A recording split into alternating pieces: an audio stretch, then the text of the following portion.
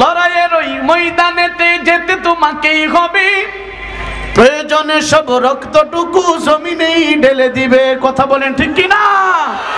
লড়াইয়ের ওই ময়দানেতে যেতে তোমাকেই হবে, প্রয়োজনে সব রক্তটুকু জমিনেই ঢেলে দিবে। তবুও তোমায় মানতেই হবে, তবুও তোমায়, বলেন না আল্লাহু আকবার, তবুও তোমায় লড়তেই হবে, মানবে না পরাজয়। বিপ্লব মানে জীবন দেয়া বসে থাকা নয়, সে কোনো দিন আসবে না রে, করো যদি ভয়। বিপ্লব মানে জীবন দেয়া বসে থাকা নয়, সে কোনো দিন আসবে না রে, করো যদি ভয়। ঠিক কি না? ফিলিস্তিনের দিকে তাকাইলে কলিজার মানে না। মাসুম বাচ্চাদেরকে শহীদ করে দিচ্ছে, মা তার সন্তানকে হারাচ্ছে, সন্তান তার বাবার চেহারা দেখতে পারতেছে না, রাতের বেলা ঘুমে গেছে, সকালে আর কারো সাথে সাক্ষাৎ হয় নাই। হে মুসলমান, আপনারা দেখছেন ইসরায়েলি বড় বড় বাহিনীরা ফিলিস্তিনের মুসলমানকে এমন ভাবে শহীদ করে দিচ্ছে, এইভাবে হাত পা বেঁধে, হাতের মধ্যে রশি লাগায়া অ্যাসিড নামক অ্যালকোহলের মধ্যে যখন ডুবাইয়া দিছে, শরীর থেকে সমস্ত গুস্তগুলো চলে গেছে।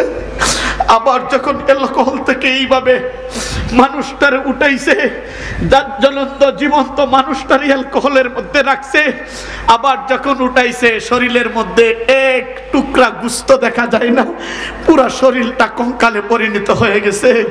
এখনো তোমাকে তোমার বিবেকে নাড়া দেয় না, তুমি খিলখিল করে হাসো।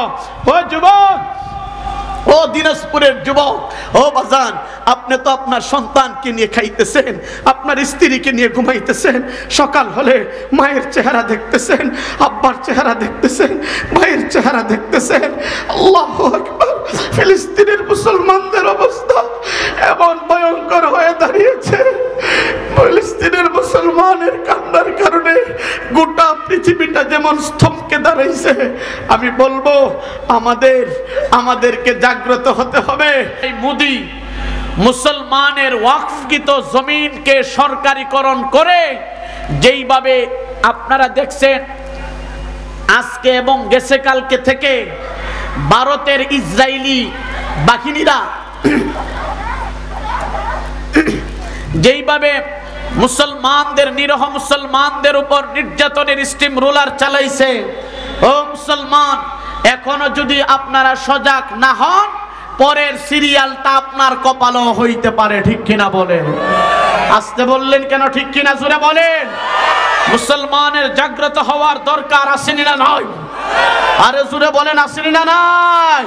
ওয়া'আইদ্দু লাকুম মাসতাতাতুম মিনাল কুওয়া ওয়া'আইদ্দু লাকুম মাসতাতাতুম মিনাল কুওয়া মিনাল খাইর তুরহিবুনা আদুওয়াল্লাহি ওয়া আদুওয়াকুম। আমাদেরকে এমন ভাবে প্রস্তুতি নিতে হবে, ভারতের লাল কেল্লায় মুসলমান কালিমার পতাকা উড়াইবে। ঠিক কিনা বলো?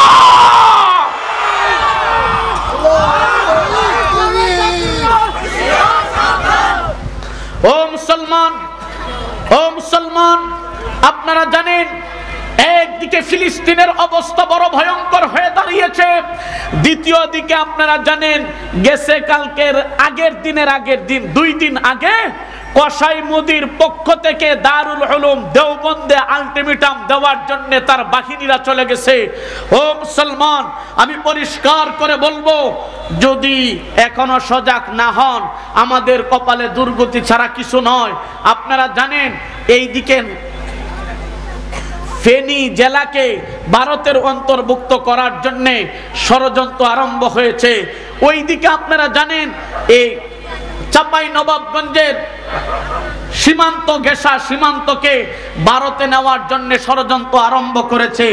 ও মুসলমান, ফিলিস্তিন তো বহুত দূরকে বাদ, আপনার কপাল যে আরেক ফিলিস্তিন হচ্ছে, আপনি যদি সজাগ দৃষ্টি না রাখেন, আমাদের অবস্থা বড় ভয়ঙ্কর হয়ে দাঁড়াবে।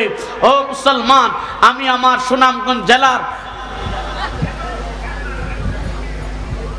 সুনামগঞ্জ জেলার আমি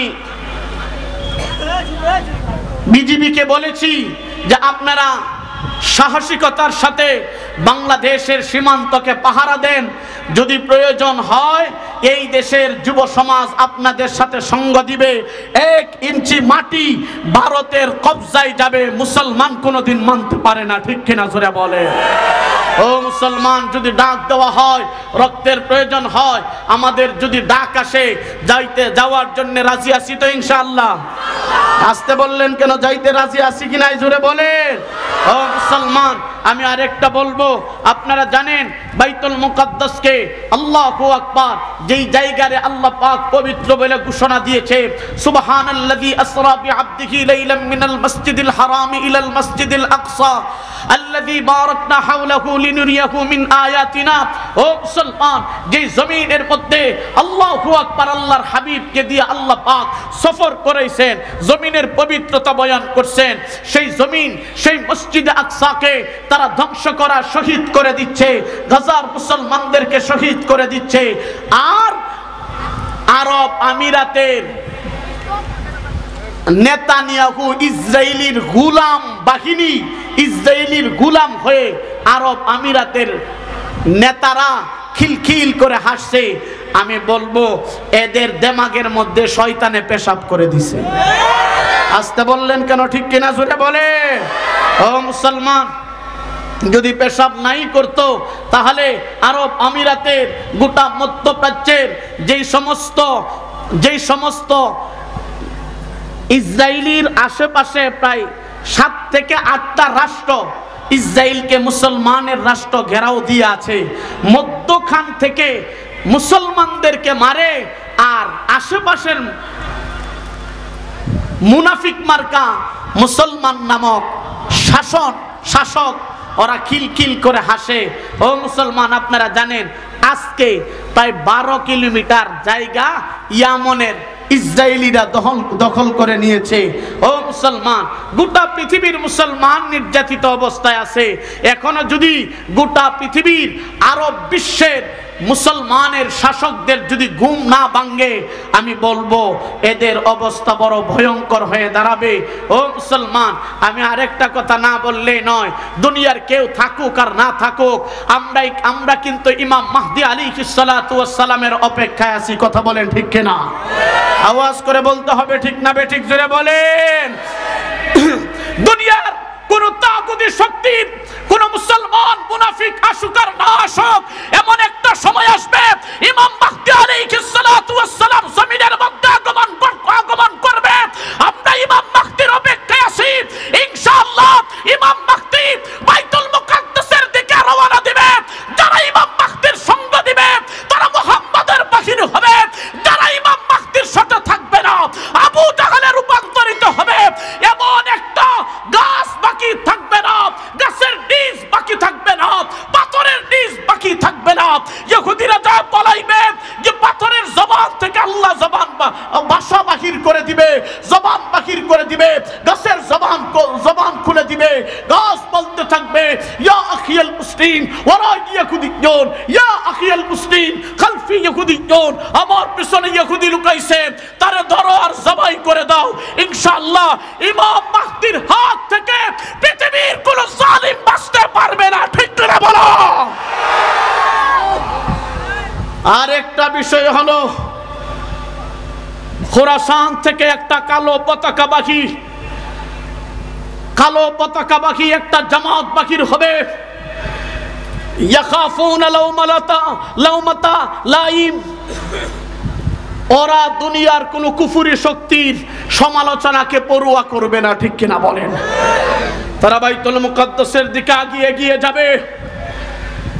এই বাহিনীকে পৃথিবীর কোন পরাশক্তি দাবায়া রাখতে পারবে না। ঠিক কিনা বলেন? এই বাহিনীর সাথে আমরা শরীক হতে চাই কি চাই না? আসতে বললেন কেন? চাই কি চাই না?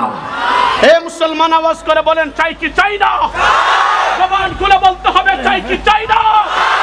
যদি ডাক আসে ফিলিস্তিনে যাওয়ার জন্য, বাইতুল্লাহকে হেফাজত করার জন্য, বাইতুল মুকাদ্দাসকে হেফাজত করার জন্য, রক্ত দিতে, শহীদ হতে কাকে রাজি আছো? হাত তোলার লাগে দেখা মুসলমান।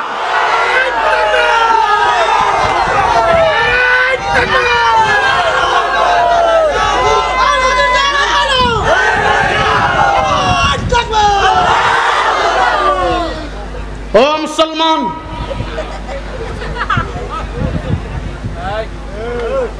ফিলিস্তিনের দিকে তাকাইলে কলিজার মানে না। মাসুম বাচ্চাদেরকে শহীদ করে দিচ্ছে, মা তার সন্তানকে হারাচ্ছে, সন্তান তার বাবার চেহারা দেখতে পারতেছে না, রাতের বেলা ঘুমে গেছে, সকালে আর কারো সাথে সাক্ষাৎ হয় নাই। হে মুসলমান, আপনারা দেখছেন ইসরায়েলি বড় বড় বাহিনীরা ফিলিস্তিনের মুসলমানকে এমন ভাবে শহীদ করে দিচ্ছে, এইভাবে হাত পা বেঁধে হাতের মধ্যে রশি লাগায়া অ্যাসিড নামক অ্যালকোহলের মধ্যে যখন ডুবাইয়া দিছে, শরীর থেকে সমস্ত গুস্তগুলো চলে গেছে। আবার যখন অ্যালকোহল থেকে এইভাবে মানুষটারে উঠাইছে, জ্বলন্ত জীবন্ত মানুষটারে অ্যালকোহলের মধ্যে রাখছে, আবার যখন উঠাইছে শরীরের মধ্যে এক টুকরা গুস্ত দেখা যায় না, পুরা শরীরটা কঙ্কালে পরিণত হয়ে গেছে। এখনো তোমাকে তোমার বিবেকে নাড়া দেয় না, তুমি খিলখিল করে হাসো। ও যুবক, ও দিনাজপুরের যুবক, ও বাজান, আপনি তো আপনার সন্তানকে নিয়ে খাইতেছেন, আপনার স্ত্রীকে নিয়ে ঘুমাইতেছেন, সকাল হলে মায়ের চেহারা দেখতেছেন, আব্বার চেহারা দেখতেছেন, ভাইয়ের চেহারা দেখতেছেন। আল্লাহু আকবার। ফিলিস্তিনের মুসলমানদের অবস্থা এমন ভয়ঙ্কর হয়ে দাঁড়িয়েছে, ফিলিস্তিনের মুসলমানের কান্নার কারণে গোটা পৃথিবীটা যেমন স্তম্ভকে দাঁড়াইছে। আমি বলবো আমাদেরকে জাগ্রত হতে হবে। আমি ডক্টর ইউনূস সাহেবের কাছে আরজি করি, ইউনূস সাহেব, আপনি আন্তর্জাতিক মহলের কূটনৈতিকবিদ বললেই শেষ হবে না, আপনি গোটা পৃথিবীর 7 জনের মধ্যে একজন। আপনাকে আমি বলি, আপনি সেদিন জাতিসংঘের মধ্যে গিয়ে ফিলিস্তিনের পক্ষে যেই ভূমিকা রাখছেন, আমি গোলাম আলী আকবর আপনাকে স্যালুট জানাই। তার পাশাপাশি আমি একটা কথা বলি, আপনি ফিলিস্তিনের ব্যাপারে এই দেশের মানুষকে ঐক্যবদ্ধ করে একটা ডাক দেন। ফিলিস্তিনের মুসলমানদেরকে হেফাজত করতে হবে। 1 টাকা 2 টাকা যদি পারো ফিলিস্তিনের মুসলমানের সাহায্যের জন্য দাও, আমরা দিতে রাজি আছি।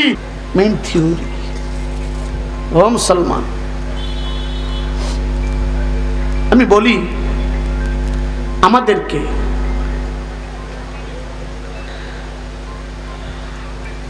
আমাদের ঘুম যদি না ভাঙে, অন্য দেশের কথা কি বলবো, বাংলাদেশের কথা বলি। ওয়াজ আপনারা আমার অনেক শুনছেন, বাংলাদেশের কথা বলি। আমরা এই যে এত সরকারি খরচ, আপনার টাকা দিয়ে আমার টাকা দিয়া ছেলেদেরকে ইঞ্জিনিয়ার বানাচ্ছেন, ছেলেদেরকে ইঞ্জিনিয়ার বানাচ্ছেন, কিন্তু একজন ইঞ্জিনিয়ার আন্তর্জাতিক পর্যায়ের হতে পারে নাই যে বাংলাদেশে একটা হেলিকপ্টার অথবা একটা ড্রোন বানিয়ে দেখাবে। আজ পর্যন্ত পারছে?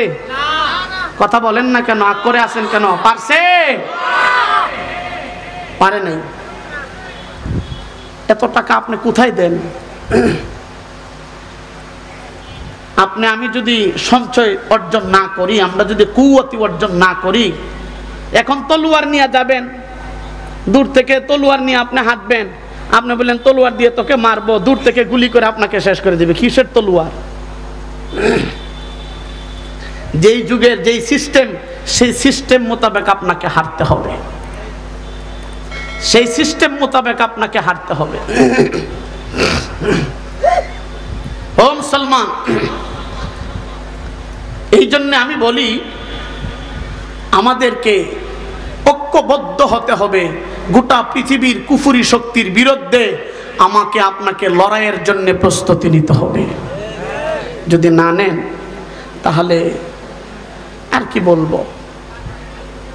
আমি একটা আয়াত পড়ছি, আয়াতের মধ্যে আল্লাহ তাআলা বলছেন, ওয়ালা তাহসাবান্নাল্লাযীনা কুতিলু ফী সাবিলিল্লাহি আমওয়াতা বাল আহইয়াউন ইনদা রাব্বিহিম ইউরযাকুন। আল্লাহ বলেন, আমার রাস্তায় যারা জিহাদ করে শহীদ হয়ে যায়, তোমরা কি ধারণা করছো সে মরে যায়? আল্লাহ বলেন সে আমার রাস্তায় জিন্দা। সুবহানাল্লাহ। যারা শহীদ করে, যারা জিহাদ করে শহীদ হয়, তারা মরে না, তারা আল্লাহর রাস্তায় জিন্দা। ঠিক কিনা বলেন?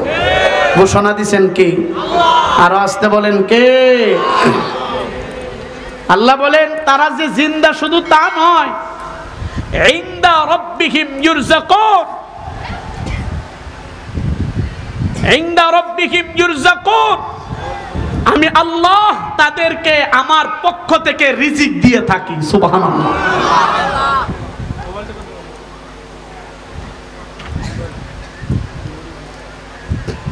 আল্লাহ রিজিক দেয়।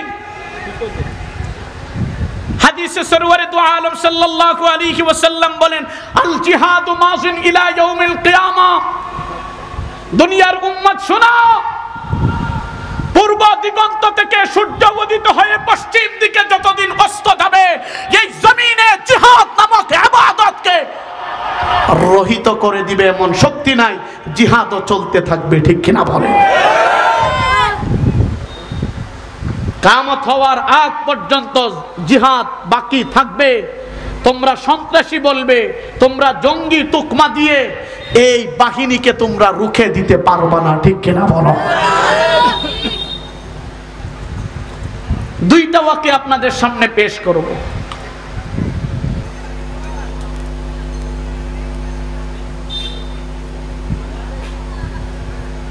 বদরের যুদ্ধের কথা।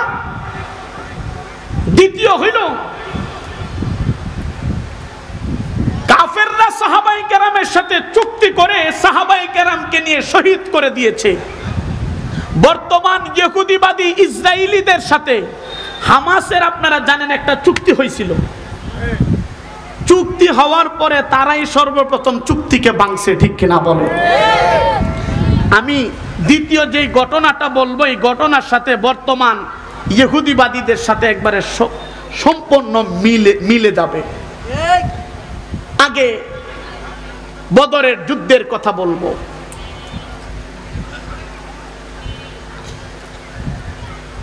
ও মুসলমান, সাহাবায়ে কেরাম আল্লাহর দ্বীনের জন্য, ইসলামের জন্য যখন ডাক আসছে, নিজের সর্বস্বকে বিলীন করে আল্লাহর দ্বীনের জন্য জিহাদ করে তারা শহীদ হয়ে গেছে। সুবহানাল্লাহ। এক সাহাবী খুব কালো ছিল, হযরতে সাদ রাদিয়াল্লাহু তাআলা আনহু। উহুদের ময়দানে আল্লাহর হাবিব বিপদের সম্মুখীন হয়ে গেছে। ও মুসলমান, হযরতে সাদ রাদিয়াল্লাহু তাআলা আনহু রাতে বিবাহ করবে। বিবাহটাকে রেখে দুনিয়ার হুরকে লাথি মেরে আখিরাতের হুরকে পাওয়ার জন্য সরাসরি যুদ্ধের ময়দানে চলে গেছে। সুবহানাল্লাহ বলবেন না? আর একটু জোরে বলেন না সুবহানাল্লাহ। এক সাহাবীর বিবাহ হয় না। নবীজি বলছেন, তোমার বিবাহ হয় না, তোমার বংশের কি কেউ আছে? সাহাবী বলল, একজন আছে। এত সুন্দর, মক্কা মদিনার মধ্যে তার চেয়ে সুন্দর কোনো মেয়ে নাই। সুবহানাল্লাহ। নবীজি বলছেন, আমি প্রস্তাব দিলাম, গিয়ে বলবা, তোমার চাচাকে গিয়ে বলবা সে যেন তোমার সাথে তার মেয়েটাকে বিবাহ দিয়া দেয়। সাহাবী গেলেন, সাদ রাদিয়াল্লাহু তাআলা। যাওয়ার পরে চাচা বলতেছে, তুমি যেই কালো, আমার সুন্দরী মেয়েটা তোমার কাছে দিব, এটা হয় না। সাহাবী বলে, দিলে দিবা, না দিলে নাই। আল্লাহর নবী পাঠাইছেন, সেন কয়ে মারছে দূর।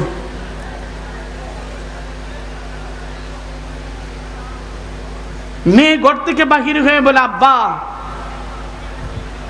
আমার ভাইটা কেন আসছে? বলছে, মাগো তোমাকে তার কাছে বিবাহ দেওয়ার জন্য। বলছে, তুমি কি বলছো? না করে দিছি। কেন? না, তার সাথে তো তোমাকে যাবে না। বলে, কে পাঠাইছে বিবাহের প্রস্তাব দিয়ে? বাবা বলতেছে, সাদ বলছে আল্লাহর নবী নিজে পাঠাইছে, সুবহানাল্লাহ। মেয়েটা বলে আব্বা আল্লাহর হাবিব যেই জায়গায় পাঠাইছে সেই জায়গার মধ্যে আমার সুন্দরের বাহাদুরি চলবে না, আমি আমার সৌন্দর্যটাকে নবীর প্রস্তাব রক্ষা করার জন্য আমার সৌন্দর্য সাদের কাছে বিলীন করে দিলাম। আর একটু জোরে কন্যা সুবহানাল্লাহ। যেই জায়গায় মেয়ে রাজি হয়ে গেছে, বাবা অমত হয়ে পারবে? ডাক দিছে এদিকে আসো। আসছে, আসার পরে বলছে তুমি যে বিবাহ করবা তোমার কাছে কি বিবাহের খরচ পাতি কিছু আছে? সে বলে মাফ চাই, বিবাহের খরচ নাই, মাফ চাই। বলে বিবাহ করবা আবার মাফ চাও না? তোমার কাছে দিলে দিবা, না দিলে নাই, আমার কাছে এক টাকাও নাই। বলছে যাও তোমাকে 10 দিরহাম দিলাম, এই 10 দিরহাম দিয়ে মদিনার বাজার থেকে তুমি বিবাহের খরচপাতি ক্রয় করে নিয়ে আসো, রাতেই আমার সুন্দরী মেয়ে হুরে মদিনাকে তোমার সাথে বিবাহ দিয়ে দিব। সুবহানাল্লাহ। বাজারে প্রবেশ করছে, ঠিক এমন একটা মুহূর্তে বাজারে গিয়ে 10 দিরহাম নিয়ে প্রবেশ করছে, বিবাহের খরচ করবে, রাতে বিবাহ হবে। এমন একটা মুহূর্তে মদিনার মসজিদে, মদিনার বাজারে একটা আওয়াজ শুরু হয়ে গেছে। আসনি কোনো মুসলমান আর ঘরের মধ্যে বসে থাকতে পারি না, শুনেছি আল্লাহর হাবিব এই মুহূর্তে উহুদের ময়দানে বিপদের সম্মুখীন হয়ে গেছে। ও মুসলমান, অবস্থা কেমন হয়েছে আপনি আমি চিন্তা করতাম, আপনি আমার চিন্তাটা কেমন থাকতো, অবস্থা কেমন হয়েছে বাজান রে। একটা ফুটা চোখের পানি চাই, তার আগে সবাই জবান খুলে আওয়াজ করে একবার জবান খুলে বলেন না আল্লাহু আকবার। হয় নাই, এত আস্তে জোরে বলেন না আল্লাহু আকবার। আল্লাহু আকবার বলার সময় হাতটারে একটু উঠান না, জবান খুলে বলেন না আল্লাহু আকবার। হয় নাই। অনেকের মুখই লড়ে নাই, অনেকে এমনি মুখ লড়ে নাই। যাদের মুখে পান আছে আপনাদের দরকার নাই। যুবক ভাই যারা আছেন হাত উত্তোলন করে জীবনের সর্বোচ্চ আওয়াজ দিয়া, হে মুসলমান, আল্লাহর দ্বীনের জন্য, ইসলামের জন্য এমন একটা আওয়াজ দিবেন, ইতিপূর্বে এমন আওয়াজ আপনি দেন নাই। যদি আপনি আওয়াজ না দেন আমি অনেক কষ্ট পাবো। দ্বীনের জন্য, ইসলামের জন্য আওয়াজ করে বলেন না একবার আল্লাহু আকবার। পিছনের সবাই, আশেপাশে আওয়াজ যারা আছেন আগে পরে সবাই মিলে আগে দিবেন। আগে যুবক ভাই যারা আছেন না, আগে আমার আব্বারা যারা আছেন, যারা বিবাহ করছেন, তারা একবার আওয়াজ দিয়া বলেন আগে আল্লাহু আকবার। এখন সবাই আওয়াজ করে একসাথে শেষবারের মতন বলেন আল্লাহু আকবার। আরো জোরে বলেন আল্লাহু আকবার। মুসলমান ভাইরা রে আমার, সরওয়ারে দু আলম নবীজি রহমাতুল লিল আলামিন সাল্লাল্লাহু আলাইহি ওয়াসাল্লাম, এ মুসলমান, যেই মুহূর্তে উহুদের ময়দানে আল্লাহর হাবিব বিপদের সম্মুখীন হয়ে গেছে, আমার ভাইরা রে হযরতে বেলাল রাদিয়াল্লাহু তাআলা আনহু ঘোষণা করতে আরম্ভ করছে, ও মদিনার মুসলমান, আর ঘরের মধ্যে বসে থাকলে চলবে না। শুনছি গো আল্লাহর নবী উহুদের ময়দানে বিপদের সম্মুখীন হয়ে গেছে। নবী যদি না থাকে তোমরা জমিনের মধ্যে বেঁচে থেকে কি লাভ হবে? তাড়াতাড়ি করে গো আল্লাহু আকবার, ময়দানে জিহাদ করার জন্য যাইতে হবে। হাইয়া আলাল জিহাদ, হাইয়া আলাল জিহাদ বলে যখন আওয়াজ দিতে আরম্ভ করছে, মুসলমান ভাইরা রে আমার, সাহাবায়ে কেরাম উহুদের প্রান্তরে ধরতে আরম্ভ করছে। মুসলমান, নজর করে দেখা যায় একটা মহিলা আল্লাহু আকবার ঘরের মধ্যে বসে কান্দে। ও মুসলমান, ঘরের মধ্যে বসে কাঁদতে আরম্ভ করছে। আমার বাইরা রে, মহিলাটার 6 বছরের একটা সন্তান মারে বলতে আরম্ভ করছে, মা গো আপনি কাঁদতেছেন, তার কারণটা কি তাড়াতাড়ি করে বলেন না, আপনি কাঁদেন কেন গো? আল্লাহু আকবার। মহিলাটা বলতে আরম্ভ করছে, বাবা গো তোমারে যদি বলি তুমি কি আমার বিষয়টারে সলভ করতে পারবে? তুমি কি আমার বিষয়টারে, আল্লাহু আকবার, তুমি শেষ পর্যন্ত আমার বিষয়টারে তুমি সমাধান করতে পারবে? মুসলমান ভাইরা রে আমার, সন্তান ডাক দিয়ে বলে, পারি কি না পারি সেটা বুঝবো পরে, আগে বলো গো আপনি কাঁদেন কেন সেটা আগে বলেন না। আমার বাইরা রে, মা চোখের পানি ছেড়ে দিয়ে সন্তানকে বলতে আরম্ভ করছে, বাবা গো এই জন্যে কান্দি গো, আল্লাহু আকবার শুনছি আল্লাহর নবী রাহমাতুল লিল আলামিন নবী মুহাম্মদুর রাসূলুল্লাহ সাল্লাল্লাহু আলাইহি ওয়াসাল্লামকে মক্কার মুশরিকের দল আল্লাহু আকবার উহুদের ময়দানে আল্লাহু আকবার বিপদের সম্মুখীন ফালায়া দিছে। সন্তান এই জন্যে কাঁদি, আমার স্বামী জমিনের মধ্যে নাই, বদরের প্রান্তরে আল্লাহু আকবার জিহাদ করতে করতে শহীদ হয়ে গেছে। আমার বাইরা রে, আল্লাহু আকবার উহুদের ময়দানে এ মুসলমান বদরের প্রান্তরে শহীদ হয়ে গেছে।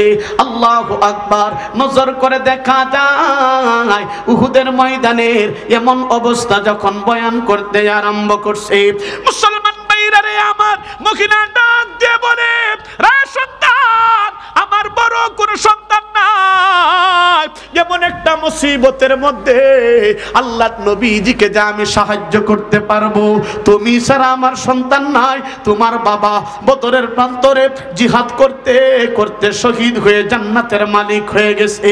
বাবা গো এই জন্যে কান্দি, নবীজিকে কেমন করে হেল্প করতে পারবো। হে মুসলমান, 6 বছরের বাচ্চা জবানটারে খুলে মারে বলতে আরম্ভ করছে, মাগো আর দেরি করা যায় না, এই মুহূর্তে আমার নবীজির কাছে নিয়ে চলেন না। জবান খুলে বলেন না সুবহানাল্লাহ। মুসলমান ভাইরা রে আমার, নজর করে দেখা যায় আল্লাহ নবী রাহমাতুল লিল আলামিন সাল্লাল্লাহু আলাইহি ওয়াসাল্লামের কাছে এই মুসলমান 6 বছরের সন্তানকে নিয়ে আল্লাহু আকবার উহুদের ময়দানে চলে গেছে, নবীজির সামনে চলে গেছে। নবীজি রাহমাতুল লিল আলামিনের কাছে যাওয়ার পর আল্লাহু আকবার নবীজি বলতে আরম্ভ করছেন, আসসালাতু ওয়াসসালামু আলাইকা ইয়া রাসূলুল্লাহ, আসসালাতু ওয়াসসালামু আলাইকা ইয়া হাবিবাল্লাহ। নবী গো আমার 6 বছরের একটা সন্তান আপনার কাছে নিয়ে আসছি, আপনাকে সাহায্য করব। আমার বড় কোনো সন্তান নাই, আমার স্বামী উহুদের ময়দানে শহীদ হয়ে গেছে। ইয়া রাসূলুল্লাহ, ইয়া হাবিবাল্লাহ, নবী গো আমার এই সন্তানটারে এই যুদ্ধের ময়দানে আপনি কাজে লাগাইয়া দেন না। আমার বাইরা রে, ও পলাশবাড়ির মুসলমান, রাহমাতুল লিল আলামিন সাল্লাল্লাহু আলাইহি ওয়াসাল্লাম সন্তানটাকে, মহিলাটাকে বলতে আরম্ভ করছে, মহিলা গো এই সন্তান যুদ্ধের ময়দানে কোনো কাজে লাগবে না, এই সন্তান যুদ্ধের ময়দানে কোনোভাবে যুদ্ধ করতে পারবে না, এই সন্তানকে কেমন করে যুদ্ধের ময়দানে কাজে লাগাইয়া দিব।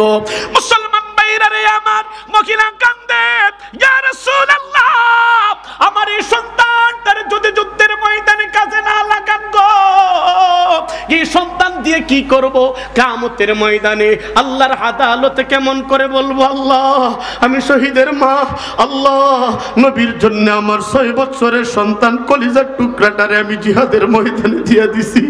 এ মুসলমান, মহিলাটা যখন কান্দে আল্লাহর নবী বলেন, মহিলা কাঁদলে লাভ হবে না, তোমার সন্তানটারে তুমি নিয়ে যাও, যেহেতু তোমার সন্তান নাই, এই সন্তানটা বড় হলে তোমাকে কামাই রুজি করে খাওয়াইতে পারবে। মহিলা গো সন্তানটারে তুমি নিয়ে যাও। আমার বাইরা রে, মহিলাটা কান্নাকাটি করে ঝর্ণার মতন চোখের পানি ফেলে যেই মুহূর্তে বুকের মধ্যে লাগায়া কুলের মধ্যে সন্তানটারে উঠায়া বাড়ির দিকে রওনা দিছে, নজর করে দেখা যায় কয়েক পা বাড়ির দিকে আগানোর সাথে সাথে 6 বছরের সন্তান বলতে আরম্ভ করছে, মাগো 1 মিনিট দাঁড়ান না, আল্লাহর নবীজিকে আমি একটি প্রশ্ন করব। মুসলমান ভাইরা রে আমার, সাহাবায়ে কেরাম বলেন, হযরত আবু বকর সিদ্দিক বড় বড় চক্ষু করে তাকায়া আল্লাহু আকবার নবীজিকে বলতে আরম্ভলেন, ইয়া রাসূলুল্লাহ সে আপনাকে কি প্রশ্ন করবে? হযরত আলী বলেন, ইয়া রাসূলুল্লাহ আপনাকে সে কি প্রশ্ন করবে? আমার বাইরা রে, রাহমাতুল লিল আলামিন বাচ্চার কথাও শুনতেন। আল্লাহু আকবার, 6 বছরের সন্তানকে বলতে আরম্ভ করছেন, বাবা গো কি বলবা তুমি তাড়াতাড়ি করে বলো, প্রশ্নের সুযোগ দিয়া দিছে। এ মুসলমান, 6 বছরের সন্তান বলতে আরম্ভ করছে, ইয়া রাসূলুল্লাহ, এই যুদ্ধের ময়দানে, উহুদের ময়দানে এই সন্তানটা কি ছোট্ট সন্তান, কোনো কাজে লাগবে না? আল্লাহর নবী বলেন না, এই যুদ্ধের ময়দানে ছোট ছোট সন্তান কোনো কাজে লাগবে না। ঠিক এমন একটা মুহূর্তে সন্তান প্রশ্ন করে নবী যখন নিষেধ করে দিছেন না, কোনো কাজে লাগবে না, তুমি কিভাবে যুদ্ধ করবা? আল্লাহু আকবার, কলা কৌশল তো তোমার জানা নাই। মুসলমান ভাইরা রে আমার, এই সন্তান বলার পর আল্লাহ নবী যখন না করে দিছে, নজর করে দেখা যায় 6 বছরের সন্তান জবাব দিতে আরম্ভ করছে, নবী গো, আমি নজর করে দেখছি গো, আমার মা যখন চুলার ভিতরে আগুন ধরায়, আল্লাহু আকবার, রান্না করার জন্যে, ভাত রান্না করার জন্যে, তরকারি রান্না করার জন্যে নজর করে দেখছি গো, ছোট ছোট লাকড়িগুলা দেয়, ওই লাকড়ির মধ্যে আগুন ধরলে বড় বড় লাকড়িগুলা দেয়। নবী গো, এই যুদ্ধের ময়দানে আমি আলীকে আগে দিয়েন না, যুদ্ধের ময়দানে আগুন লাগবে না। আল্লাহু আকবার, উমরকে আগে দিয়েন না, যুদ্ধের ময়দানে কোনো কাজে লাগবে না। আবু বকরকে আগে দিয়েন না, যুদ্ধের ময়দানে কোনো কাজে লাগবে না। মুসলমান ভাইরা রে আমার, সন্তান ডাক দিয়ে বলেন, ইয়া রাসূলুল্লাহ, এই যুদ্ধের ময়দানে আমার মতন 6 বছরের সন্তানকে 6 বছরের সন্তানকে হুকুম দেন না, যুদ্ধের ময়দানে যায়া সর্বপ্রথম শহীদ হয়া যুদ্ধের ময়দানের আগুনটা ধরায় দেই। বলেন সুবহানাল্লাহ। আমার বাইরা রে, 6 বছরের সন্তান যখন এমন একটা কথা বলছে নবীজিকে, মহিলাটা আনন্দে ঝর্ণার মতন চোখের পানি পড়ে। মহিলাটা বলেন, ইয়া রাসূলুল্লাহ, আমার জীবনটা বড় সার্থক হয়ে গেছে।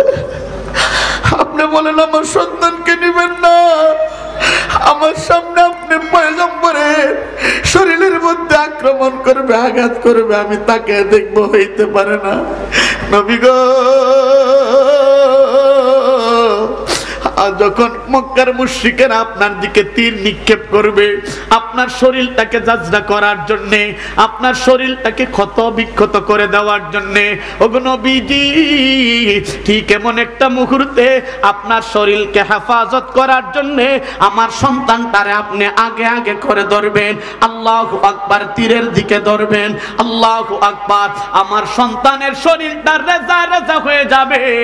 আমার সন্তানের আল্লাহু আকবার শরীরের বিনিময়ে আপনি নবীর শরীরটা হেফাজতে থাকবে। বলেন সুবহানাল্লাহ। আল্লাহ के रास्ते में जो जान लुटाते हैं वो मरते नहीं, मर गए जिंदा हो जाते हैं। কথা বলেন ঠিক কিনা?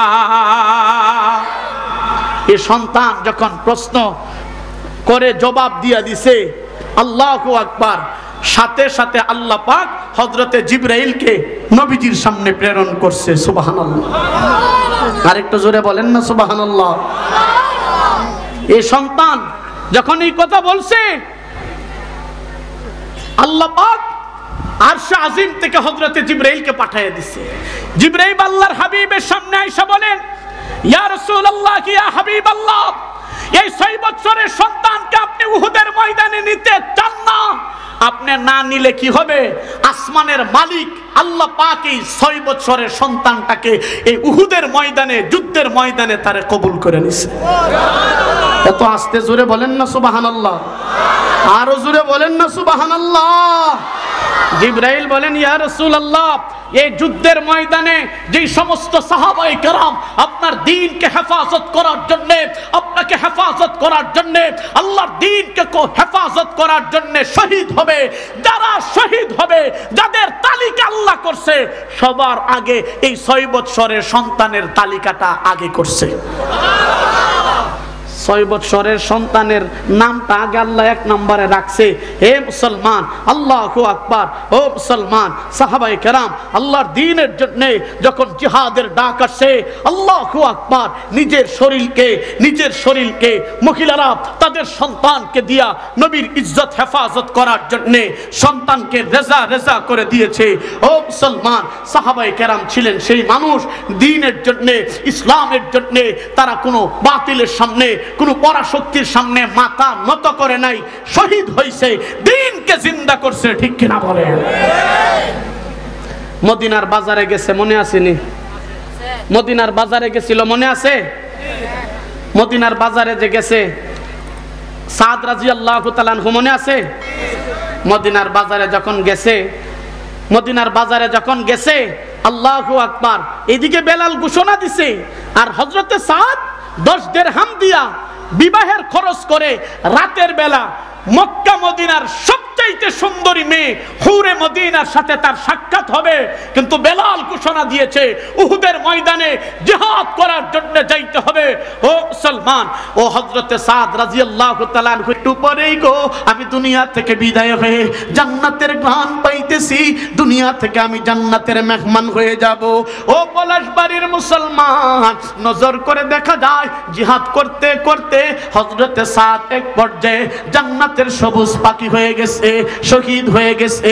আমার বাইরা রে, যুদ্ধের ময়দানে, উহুদের ময়দানে জিহাদ যখন শেষ হয়ে গেছে, নজর করে দেখা যায় আল্লাহু আকবার, সাহাবায়ে কেরাম, ও মুসলমান, নবীজি সমস্ত সাহাবায়ে কেরামকে এক জায়গার মধ্যে করে, এক জায়গার মধ্যে করে, আল্লাহু আকবার, কে কোথায় জখম হয়েছে, কে কিভাবে শহীদ হয়েছে, এ মুসলমান, সবাইকে এক জায়গার মধ্যে করতে আরম্ভ করেছে।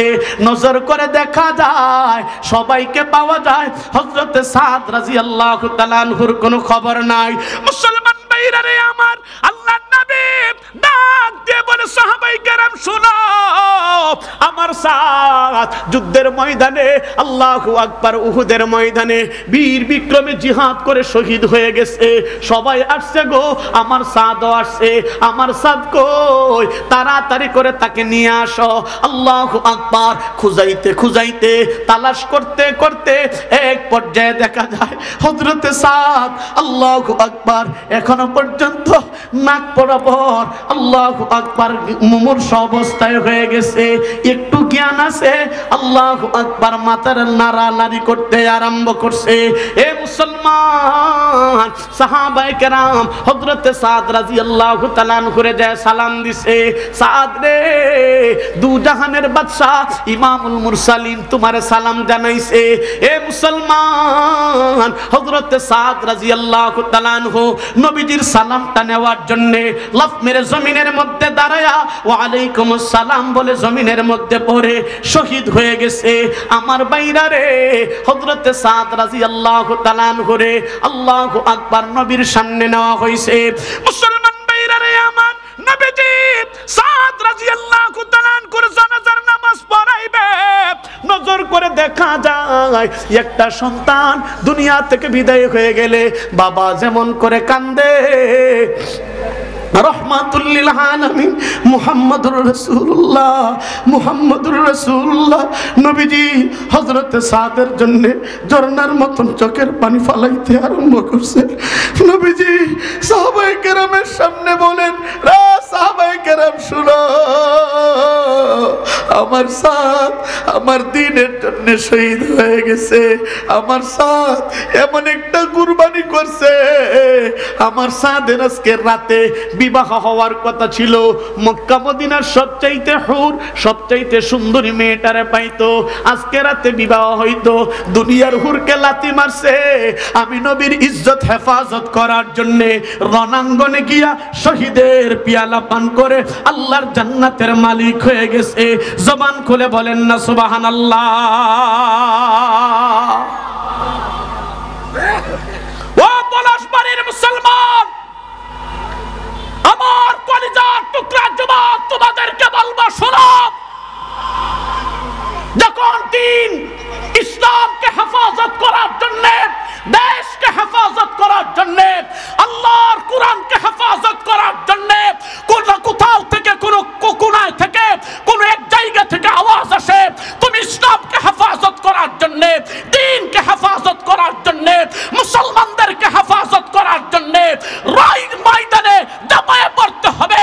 এটাই হলো সাহাবায়ে কেরামের শিক্ষা, এটাই হলো আল্লাহর নবীর তরিকা। কথা বলেন ঠিক কিনা? এটাই হলো দ্বীন, শিক্ষা। ও মুসলমান, আজকে পৃথিবীর মুসলমান নির্যাতিত, মুসলমান ঘুমন্ত। কিছু মানুষকে আল্লাহ খালাকাল্লাহু লিল হারবি রিজালান ওয়া রিজালান লিকিসসাতি সারিদিন।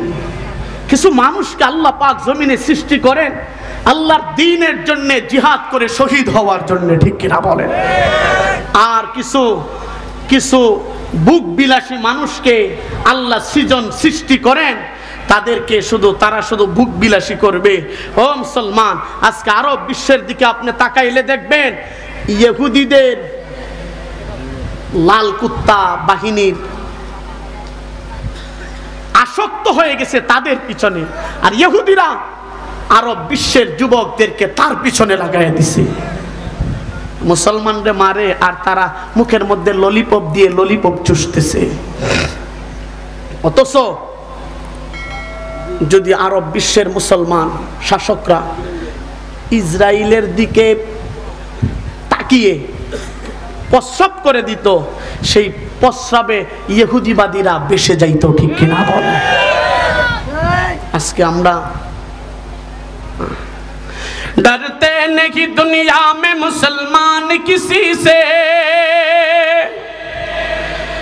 डरते नहीं दुनिया में मुसलमान किसी से, जब मिल जाए दौलत ईमान नबी से। কথা বলেন ঠিক কি না? আজকে মুসলমান মরণকে ভয় পায়। ও মুসলমান, মরণকে ভয় পাইলে তুমি মরণকে ভয় পাও, আর যারা দিন বিজয়ের স্বপ্ন দেখে তারা মরণকে চুম্বন করে, ঠিক কিনা বলে? তারা মরণকে চুম্বন করে। মরতে হবে, মরা লাগবে, দ্বীনের জন্য আমাদেরকে মরতে হবে, ঠিক কিনা বলে? এই উহুদের ময়দানে সাহাবায়ে কেরাম জিহাদ করতে করতে আল্লাহু আকবার, সাহাবায়ে কেরাম বিজয় অর্জন করছেন। ও মুসলমান, এটার বদলা নেওয়ার জন্য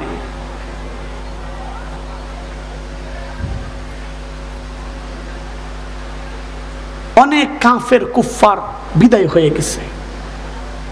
তার বদলা নেওয়ার জন্য তারা মক্কা মদিনার মধ্যে তালাশ লাগাইছে। এর মধ্যে যে সমস্ত সাহাবায়ে কেরাম বেশি কাফেরদেরকে মারছে, এদেরকে কিভাবে মক্কায়, মদিনা থেকে মক্কায় আনা যায়, এটা বলে আমার বয়ানটা ইখতিতাম করে দিব। তার মধ্য থেকে সুলাফার দুই সন্তান উহুদের ময়দানে, সুলাফার দুই সন্তান সুলাইফা, সুলাফা এক ব্যক্তির নাম, উনার দুই সন্তান দুনিয়া থেকে বিদায় হয়ে গেছে, মানে কাফের ছিল, মুসলমান জবাই করে দিছে। তার প্রতিশোধ নেওয়ার জন্য সুলাইফা একটা ঘোষণা করে দিছে। যেই ব্যক্তি এই সুলাইফার দুই সন্তানকে হযরতে আসিম রাদিয়াল্লাহু তাআলা আনহু বিদায় করে দিছে। সুলাইফা ঘোষণা করছে, যদি কেউ আসিম রাদিয়াল্লাহু তাআলা আনহুরে মক্কায় নিয়ে এসে আমার হাতে উঠায় দিতে পারো, আমি সুলাফা 100 উট তাকে পুরস্কার দিব। বলেন নাউজুবিল্লাহ। কয়শো উট? 100। সুফিয়ান ইবনে খালেদ, নাম কি? সুফিয়ান ইবনে খালেদ 100 উট পাওয়ার লোভে সে মরিয়া হয়ে গেছে। 100 উট সুলাইফা দিবে, তার বিনিময়ে আসিমকে তার হাতে উঠায় দিব, এটা একটা ব্যাপার হইল। সেই 100 উটের লোভে আদ এবং কারা, নাম কি? আদ এবং কারা, এটা দুইটা গোত্র ছিল। দুইটা গোত্র থেকে তারা 10 জন মানুষকে মদিনায় পাঠাইছে। আর তারা এই কথা বলছে, সুফিয়ান ইবনে খালেদ সে বলছে তোমরা যায় বলবা আমরা মুসলমান, নবীজির কাছে যায় বলবা আমরা মুসলমান, আর নবীকে যায় বলবা যে আদ এবং কারা এই গোত্রের আমরা মানুষ, আমাদের সাথে যেন 10 জন কিংবা কয়েকজন সাহাবীকে দেয়, দিলে এখানে আইসা তারা দ্বীনের দাওয়াত দিয়ে, আমরা নতুন মুসলমান হয়েছি, দ্বীনের দাওয়াত দিয়ে আমাদেরকে শিক্ষা দিবেন, তালিম দিবেন, আমাদেরকে দ্বীনের প্রতি উদ্বুদ্ধ করবেন। আদ এবং কারা গোত্রের লোকরা যখন যায় নবীজির কাছে এই আরজি পেশ করছে, আল্লাহর হাবিব বুঝতে পারেন নাই। নবীজি রাহমাতুল আলামিন নরম দিলের মানুষ ছিলেন। 6 জন কিংবা 10 জন, 6 জন কিংবা 10 জন লোক এই আদ এবং কারা গোত্রের লোকদের সাথে মদিনায় পাঠিয়ে দিয়েছেন। আর এই আদ এবং কারা গোত্রের লোকেরা বলছে শুনেন, এই 10 জনের মধ্যে আপনি হযরত আসেমকেও আমাদের সাথে দেন, কারণ আসেমের ওয়াজ বড় সুন্দর লাগে, আসেমের তেলাওয়াত বড় সুন্দর লাগে, আমাদের এখানে যায়া আমাদেরকে তালিম দিবেন, আমাদেরকে নসিহত করবেন, আমরা মনোমুগ্ধকর ভাবে আমরা শুনবো। মুসলমান নবীজি বুঝতে পারেন নাই, আসেমকে দিয়া দিছে। হযরত আসেম রাদিয়াল্লাহু তাআলা আনহুকে দেওয়ার পর আপনাদের খারাপ লাগতেছে না?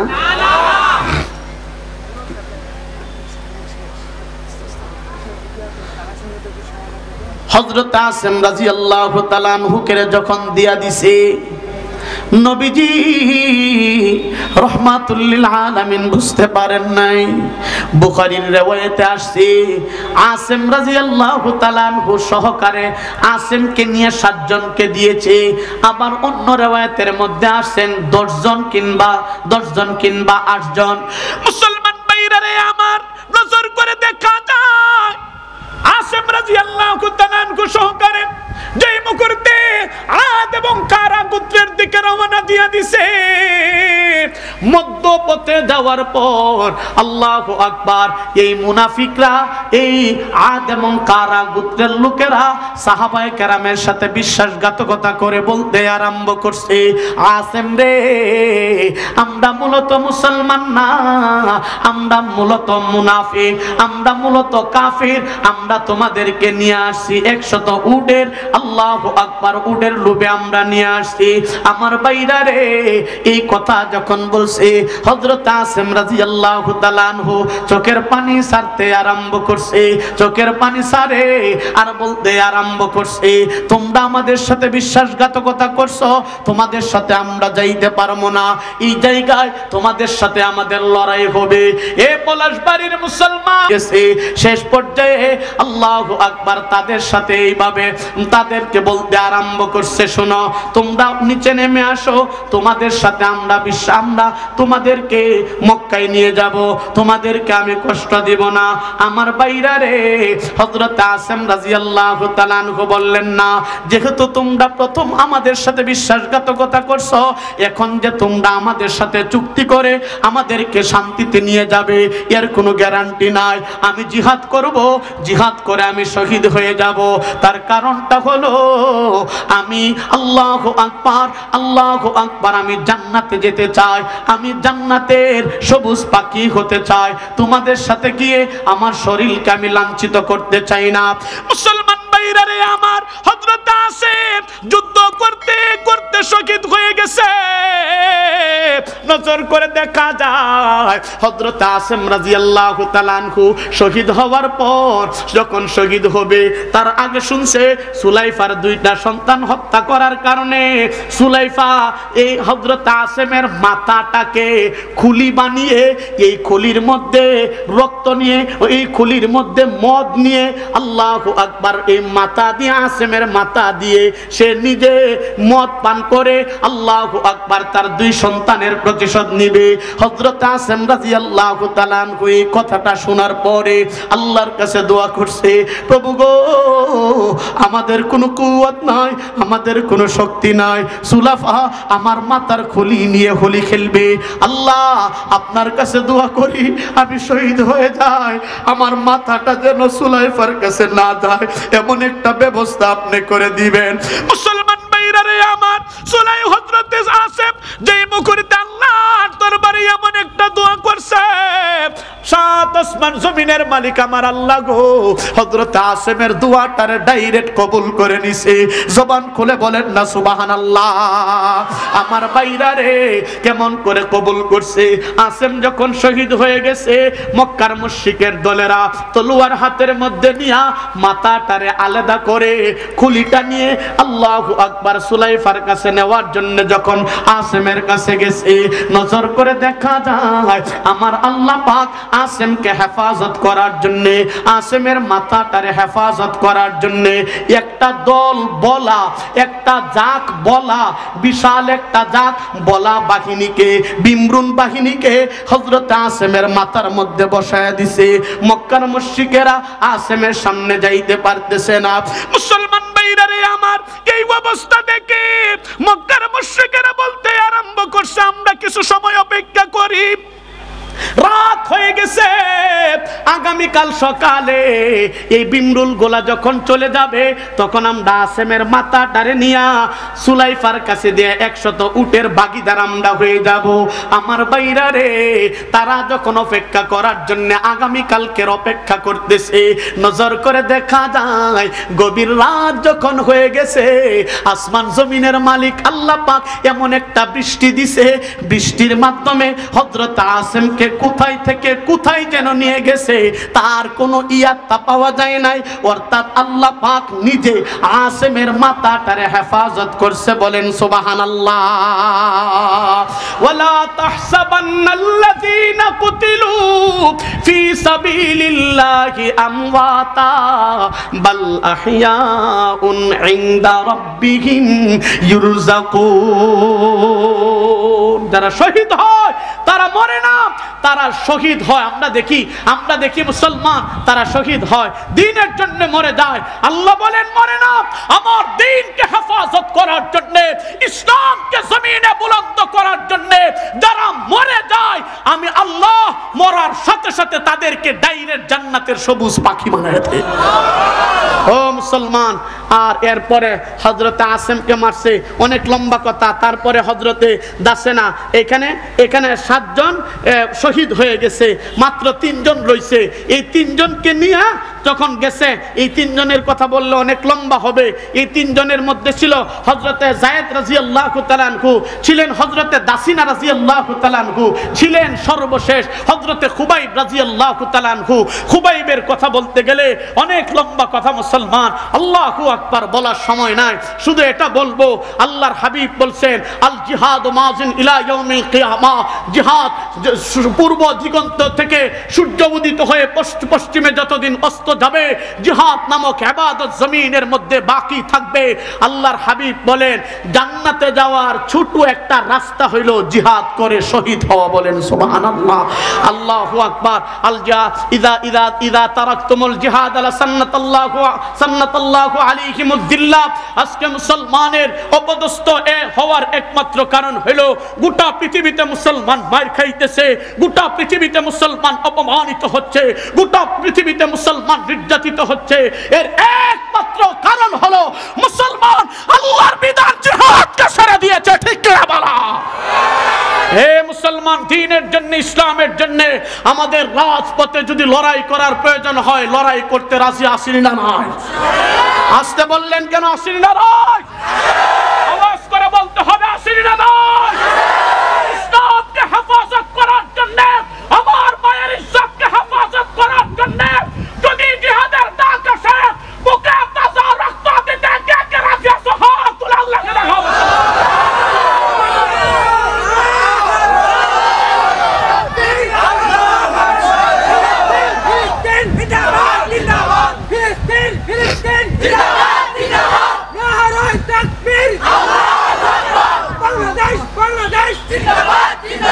माशाअल्लाह। फना फिल्लाह की तहबीब बका का राज मुस्मर है, जिसे मरना नहीं आता उसे जीना नहीं आता। सुल्तान टीपू বলেছিলেন शेर के एक दिन के जिंदगी गीदड़ की 100 साला जिंदगी से बेहतर হয়। আপনি দুনিয়ার নেতৃত্ব নেতা হওয়ার জন্য আপনি মরেন। আজকের যুব সমাজের অবস্থা হয়েছে এই দলের জন্য মরতেছে, ওই দলের জন্য মরতেছে, তাকে লিডার মানতেছে, তাকে লিডার মেনে সে রক্তাক্ত হয়ে মরে যাচ্ছে। আমি বলবো এই মরণের দাম নাই। আল্লাহর জন্য, দ্বীনের জন্য, নবীর জন্য, নাস্তিকদের কবর রচনা করার জন্য এক ফোঁটা রক্ত বাহির যদি হয় কিয়ামতের ময়দানে আল্লাহর নবীর সাথে ডাইরেক্ট আল্লাহ জান্নাতি বানিয়ে দিবেন। এমন জান্নাত চাই কি চাই না? হে মুসলমান আওয়াজ করে বলেন চাই কি চাই না?